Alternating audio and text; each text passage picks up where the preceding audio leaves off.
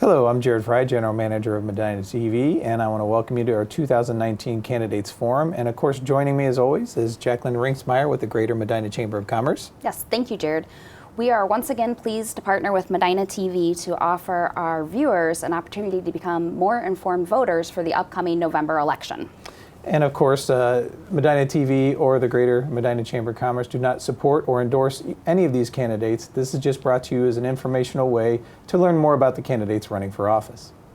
All candidates in contested races were invited via certified letter to participate in the interviews today. So sit back and get informed with our 2019 Candidates Forum.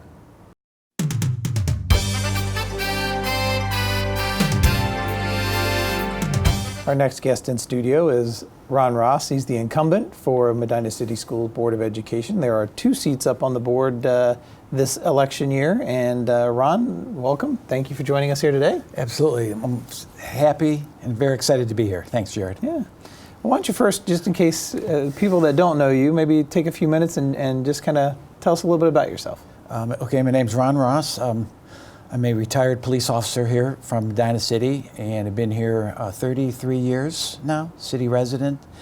And I have 2 children, both Medina graduates, 99 and 2001. And I'm married. My wife and I will be celebrating our 40th anniversary. I know this, in June. Yeah, there's the trick question. Bonus points there, you got it. Yeah. June of 2020, so 40 years. Well, congratulations on that. Very happy and very exciting to be here in the city and exciting time for the school district. Mm-hmm.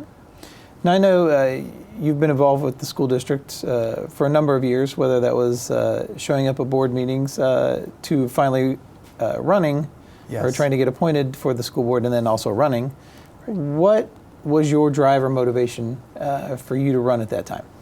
Well, I think I'm a product of public ed, public education, and I always felt somebody was there for me when I was a child, and that was hit home. My father was a Korean War veteran, and he always taught us to serve. So I have a brother that was in the Navy, a brother that was in the Air Force, and he always told us, you have to serve. There's nothing better in your life than serving your community.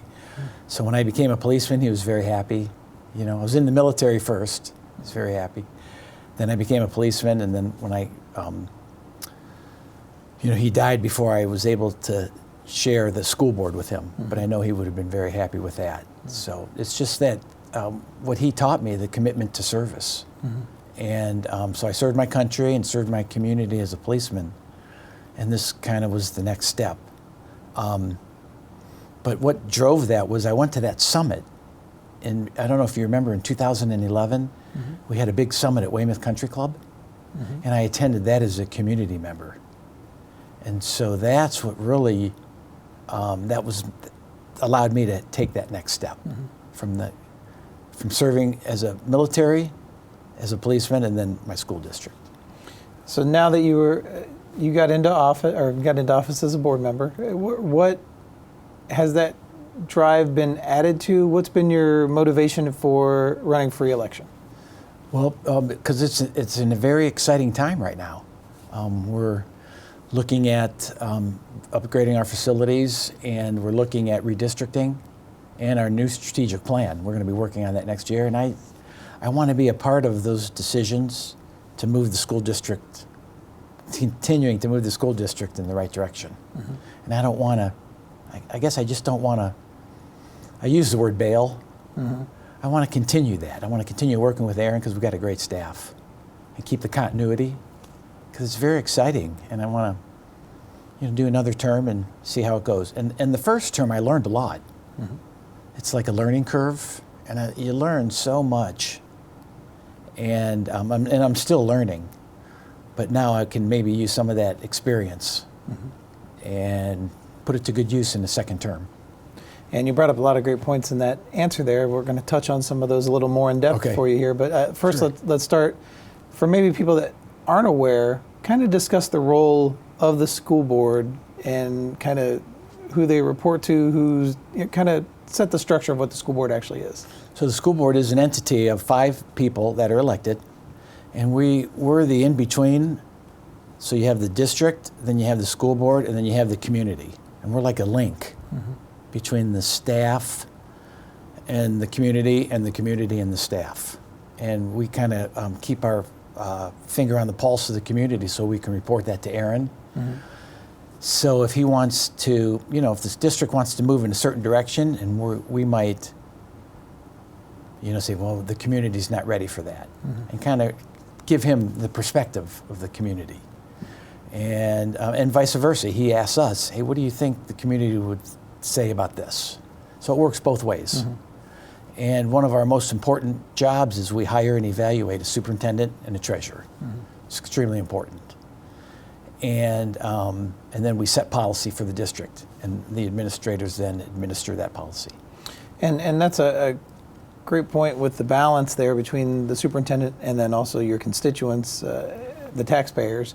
How do you, as a school board member, handle that balance when, as you just kind of mentioned a little bit in your answer, the opinions may be different on either side? How do you kind of handle that? It is tough. The way I do it is, so you have the big picture, and there's always like 1 or 2 opinions that are always coming at you, but you always have to keep the big picture in mind.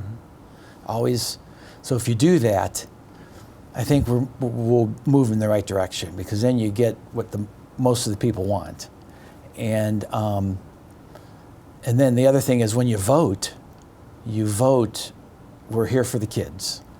So I always vote. I always, when I have to vote on something, I always close my eyes and I say, is this good for the kids? And does it come from my heart? And I think if we do that, if we look at the big picture and we keep it just so honest and it comes from your heart, I think we're moving in the right direction.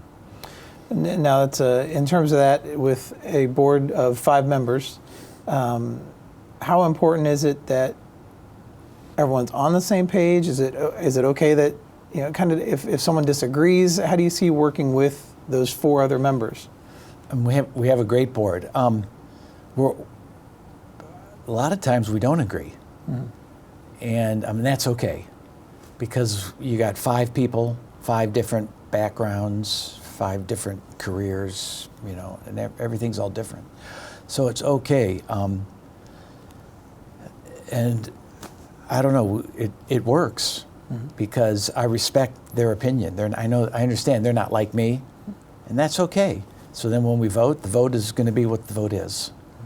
And so you just have to respect that. And then when it's over, it's kind of like, you can't let it linger. If somebody doesn't agree with you, then, we move on. And that's how it is. And it's okay. That's human interaction. Sure. Yeah. Now, and of course, some of these issues that can cause that, differing of opinions. There's a couple of things that are coming up here, and I guess let's first start. Let's go with the one that's probably going to be the big hot button issue, probably in the next term, if reelected, would be probably the redistricting. What are your thoughts and stance on some of the redistricting? Well, the redistricting makes sense. We have some buildings that are overcrowded, and we have some buildings that are, I like to say, underutilized, and we have to balance it. I mean, we have to. We just can't continue to crowd more in this that can't fit anymore. So we have to balance something. And with the development that's coming in, especially on the south side of town, more houses being built, we have to consider that for the future. And so the Ohio Facility Construction Commission came in and inspected our facilities, and so hopefully we can use their feedback and what they suggest we do with some renovations to our buildings, use that with the redistricting. So we can maybe make some room here in conjunction with the Ohio Facility Report, and then alleviate some issues on this side, give them some more room. So it's a balancing act, and it's a hot button topic because a lot of the parents, it's going to be new and they might not understand that, but we have to do something. Right.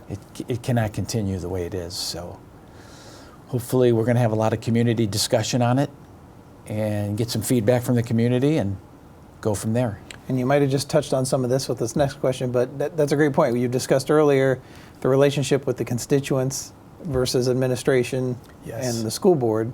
Well, this is a good example that with redistricting, you're going to have parents not happy with some of the decisions because I guess in a good way, they love where they're at probably at the present time. Right. How do you handle that?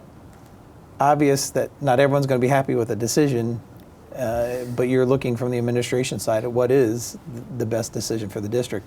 How do you balance that, or how do you communicate that with the residents? Well, it's never easy because you're never going to make everybody happy, but we just have to, use the argument that what's best for the district is we can't have overflowing classrooms. It's just not good. The student-teacher ratio, it's just too high, and the learning is not as great as if we have an opportunity to reduce that. So the learning isn't as great when it's so crowded. So we just have to use that argument, and people won't be happy, but it makes sense. It really does. So if we can, and we will have discussion and more input from the Ohio Facility Construction Commission to help us with our decision. So hopefully, it won't be easy. It won't be easy. That's the best I can say. Sure. And now, in terms of, if you have redistricting and things, another big issue is always school funding. It varies, I know, depending on what the state issues and gets passed down to you. But what are kind of your thoughts currently on state funding, and then as you look into another term, what you could be facing? Or not state funding, but just school funding in general, I'm sorry. Right. Well, with the new governor, there's always changes. And at this point, he has allocated more to the schools, but it's not really changing the model. So, I guess we're just going to continue building our district and making our district better. And there's going to be a point when we're going to have to go back to the voters. That's just how the model is. We really have no choice on that. But what we try to do in between is spend our money responsibly and make that gap from one request to the next as long as we can. Keep that gap. So we're doing a pretty good job right now. But until the model changes, there's not much we can do. We have to accept what is handed to us. So do I like it? No, but I really don't have much of a choice, So we have to deal with and communicate that to our constituents. And then that would bring us around kind of our third part of this question is looking at the strategic plan. Yes. Looking forward, taking into consideration some of these things we just discussed. Why don't you discuss hopefully your goals and what you would like to see come out of that strategic plan? Yes, the next strategic plan is going to be huge. Number one, we're going to look at our facilities. Redistricting, we're going to look at that. We're going to look at our facilities. We have facilities that need upgraded. We don't have air conditioning in some. We have trailers at one of our middle schools. So we need to get rid of those. And we need to make Medina, so our kids can come in and have a great learning environment to learn in. So I'm really looking forward to working with that. And then our curriculum. We're looking to upgrade our curriculum. Don't have the plan yet of what it is, but we just increased our credit. So instead of having 20 credits now, we require 21. And so what will that mean for our strategic plan for the future? We'll have more discussion with the superintendent, but I'm excited on the possibilities on what we're going to be offering. So I think it's a great time to be in the Medina City Schools. I mean, we're only getting better, and we're moving in the right direction. And with that, you segued nicely for me for my next question. What, in your current state of serving, would you say is probably your thing you're most proud of with the district? And then follow that up, or you can go either order, what you're most proud of and what you'd like to see needs the most improvement. Okay, wow, that's a great question. I think the thing that I'm most proud of is we hired a great superintendent. I mean, that was a very difficult process because that was when I was elected in 2015. The first thing we did was go through the process of the superintendent. We had a lot of great candidates, but we found a guy who is such a visionary. He's got a mind that is, I don't know, he can look down the road and envision what he wants. And I love that. So I think that's, to me, that helps a lot as a school board. And we have a great relationship. And that helps a lot with being on the school board and working with the superintendent. So that would be my biggest success, I guess, and being a part of that process, hiring a great superintendent. You said what needs most improvement? Yeah, what you'd like to see that would need the most work or most improvement? Well, I guess that's a tough one. Since you're catching me, I didn't have time to I know, think it's a about tough it. one just to throw out there. And it's hard to admit, things that are faults. That's why I don't want to phrase it as a fault, but more of somewhere you would like to take on in a new term to try to make better. Well, definitely our facilities. I would like to take on that. It's been such an issue for so long with, the air conditioning and the trailers. So I'd like to take on that, but I think if I had more time to think about it, and I know I don't, I might come up with something else. Yeah. But I think right now that I guess that's what I would say. Sure. So. Yeah. And then actually this is a good time too, in case I haven't asked the question or got something out there that I haven't been able to get out to you. I'll give you an opportunity now that you can take a moment and talk to our viewers and let them know anything you'd like here. Okay, thank you, Jared. What I would like to say is past and present. So I'm going to read a couple things that we have accomplished in the past, and then talk about the present, and then why I'm so excited about running for the school board again. So we hired a great superintendent. We adopted a 5-year strategic plan that is in process right now. We're in our 3rd year of that strategic plan, and it allowed us to offer additional courses. One of the courses that the community wanted was to see the kids in the home maintenance. So we offered that as an elective, and also financial literacy. The community wanted to see the kids and learn more about how to write a checkbook and balance a budget. So we offered that. We offered another foreign language, French, and we developed community curriculum coordinators at each of the buildings so that each building, the curriculum would be more consistent instead of each building having their own culture. And we offered all-day kindergarten. So really excited about that strategic plan and something to build on for the next time. In 2018, we passed our renewal levy. We expanded our Bike to School program. It was from 3 buildings. Now we have all 9 buildings, not the high school, but the other 9 buildings. We had a clean audit from the state auditor. He gave us a clean audit in 2018, which is something we haven't had in a long time. Very proud of that. We incorporated a new curriculum for our elementary math called Bridges, and a new curriculum for our middle school math, CPM. We also adopted a new program for kids that may struggle in a normal classroom. Now they have a pathway to graduation called the C3PO program, and so they can still graduate through this program. We're very excited about that, continuing that. We started our PBIS program, which is for positive behavior, which is kind of to combat bullying, where the kids get rewards for initiating their own positive behavior, which is very nice. And we were asked to come down to the Ohio School Board Association Capitol Conference and talk about our maker spaces in our buildings, which we're going to expand on to put them in all the buildings. So very excited about that. And we won a state soccer title last year.